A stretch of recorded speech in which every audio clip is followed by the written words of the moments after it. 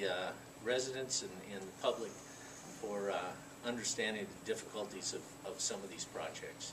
So hopefully we'll be able to continue working on further projects that the citizens of Anchorage deemed as necessary and to help reduce maintenance costs on some of these streets that need improvement. Thank you. Thanks, Jerry. Any questions about this summer's road work?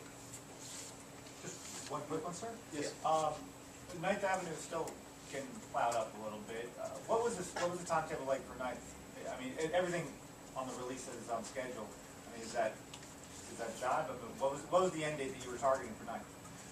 The original completion date was supposed to be October 20th. Now, with change orders and things like that, you know, they are entitled to some time extensions. We were planning on having everything done this year on 9th Avenue, and as we got nearer to the end of it, because of the changes and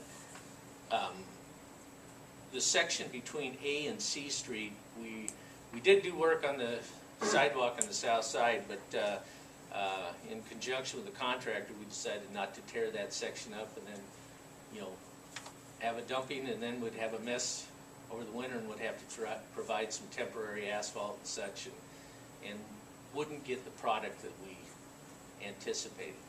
Everything else should be substantially complete from L to A, and then from or L to C, excuse me, and then from A to Cordova should be essentially. And when we walk away from this winter, the road should be open completely, and there shouldn't be any issues. And then we'll come back in the spring and finish up that 2-block section. And hopefully we'll get a better product. Jerry, what was the other new project you said that was near Providence? 40th Avenue. It goes from Lake Otis over to, it's past Dale. It ties into one of the streets that ties back in by Providence. All right, and is that one just in planning, and then is that going to be started on next summer, or? No, that's actually, the contract has been let. It was awarded to Pruse Construction, and actually there's a meeting out on site today or tomorrow, I'm not sure. We might expect to see some hydro-axes out there clearing for the roadway. We do expect to, since it's a brand new road, we don't have any issues with traveling public and such, and a lot of it, some of the work can be done this year that we can do during the winter without impacting other people. And then we'll shut it down for the winter and start up again in the spring. What's the completion date on that one, Jerry? Next year or the year after? I think it's going to be the year after that, early 2012. Majority of the work will take place next summer with some of, we got a lot of material to move in and out, and this winter though. All right, and is the purpose for that mainly to connect neighborhoods, or? Well, it was identified, first of all, it is identified as on the official streets and highways plan as a collector. It never was constructed. There is some issues, if anybody's ever traveled back in that area, on 42nd Street, it's really a residential road, but it functions as the collector for the area, and hopefully we'll try and get that taken care of for the public, plus it provides access to some of the medical properties that are along 40th Avenue. What's happened back there, there's been such tremendous growth in that UMed district that the more connecting roads we have, the less pressure it puts on any one road. So some of these ones that have been on the map for a long time as collectors, we're finally building them, and really relieves pressure on so much traffic on just one or two roads. The more connections, the better. And with that area growing the way it is, that's a key one. So I look forward to that one getting done. Any other road questions? Thank you. Finally, of course, we had a assembly meeting last night, and we're pleased that the assembly approved our reorganization of the Office of Community Planning and Development into the Department of Community Planning and Public Works. It's kind of a more traditional structure, if you will, but at the same time, it not only saves the city about $620,000 a year, we're pretty well convinced it's going to improve service, particularly for the building community when they come in and get their permits, their inspections. It should be more seamless, and we're excited about that because one of our goals is obviously we want to save money where we can, but if you can do that combination of saving money and improving service, that's a real win-win, and we're confident this is going to do it. So we're pleased the Assembly took action, and we can move forward with that. One of the interesting things is the architect of that reorganization, Greg Jones, reorganized himself out of a job, and so that's one of the savings is the executive position that he held.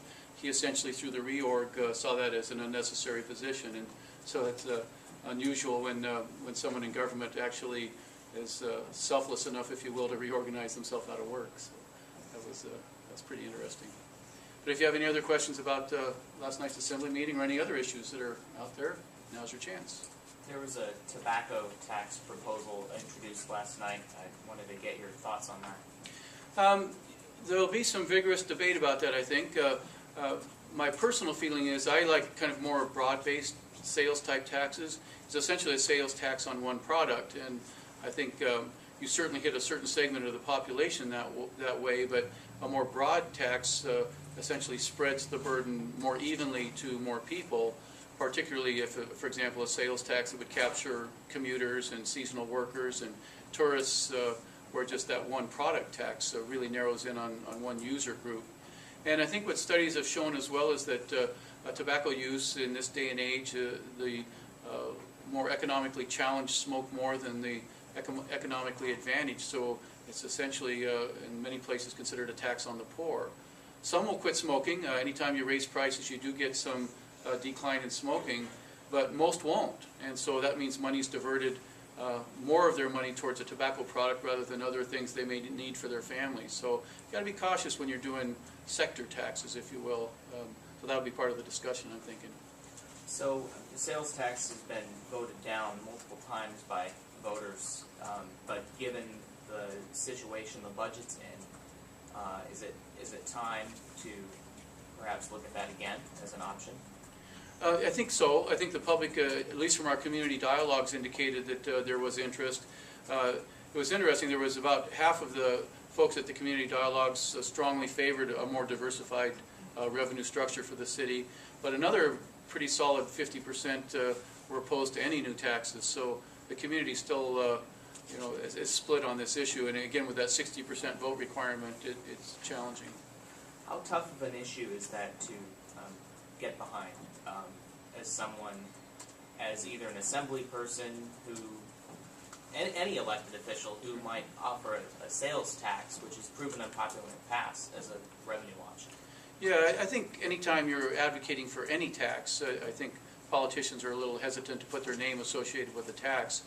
The one good selling point, if you did have a sales tax, was if you could guarantee the public that it's dollar for dollar replacing property tax. So you're truly diversifying your tax revenues, not just adding more spending to government. I think that's the key selling point of it. What you have to do is convince people, though, that that tax cap really does work, that those two taxes would not exceed the cap.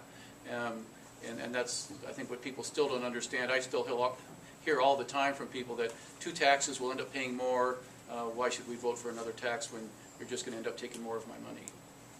What would be the timeline for something, if someone wanted to pursue that, what would be a timeline where we might be able to see something like that on a ballot?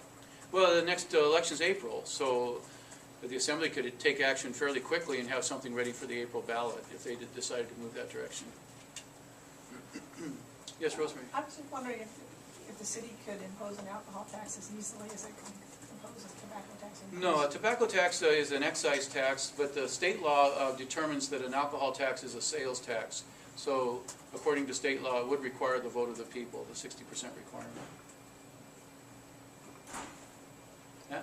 Yeah, and have you thought about expanding, not across the board, like at a grocery store, but sort of a substrata of a sin tax for, ribbies and alcohol and tobacco, as they've done in other localities in the local 48? Just sort of block off this area. Have you thought about that scenario?